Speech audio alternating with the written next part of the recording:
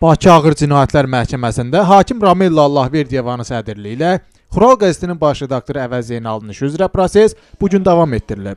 Bu dəfə dövlət ittihamçısı baş redaktora cinayət içində şahid kimi tanınan şəxslərlə bağlı suallar verib. Prokuror Zeynalının həmin şəxslərlə münasibətləri, onlardan rüşvət tələb edilməsi ilə bağlı ibtidai istintaqa verdikləri ifadələrlə əlaqədar fikirlərini öyrənməyə çalışıb. Prosesin gedişində prokurorla Əvəz Zeynallı arasında insident yaranıb və buna görə də hakim 2 dəfə fasilə elan edib. İlk iclaslardan Gülər Əhmədoğlu cinayət çaşdırmalıdır deyə özü öldürmürdü.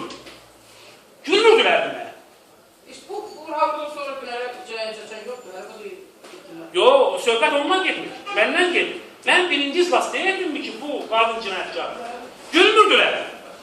İndi hamısı deyir ki, bu tarih var, yaxşı. Mevqiyyə bugün var, sabah yoxdur. Birisi yoxdur, ha? Yoxdur bu. Onda nə olacaq? Kim alacaq sizi məndən?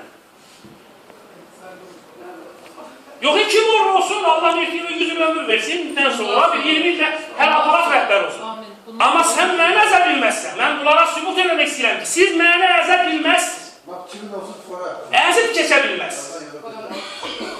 Sən kərtçini qoyursan, sən mürvətindən tutmuş ilk bar adamları gətirib mənim üzümə qoyursan. Nətər çıxacaq o bu cəmatın içinə? Çıxır da bilirəm. Və sən mənim tanıdığım adamları mənim üzümə qoyursan. Niyə? Əvəz Zeynallı heç kəsdən heç vaxt rüşvət istəmədiyini, bununla bağlı ifadə verilmiş şəxslərin istintaqa ifadə verməyə məcbur edildiyini bildirib.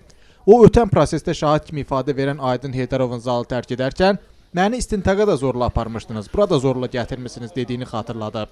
Baş redaktor vergidən yayınma ilə bağlı sualları da cavablandırdıqdan sonra prokuror suallarının yekunlaşdığını bildirib.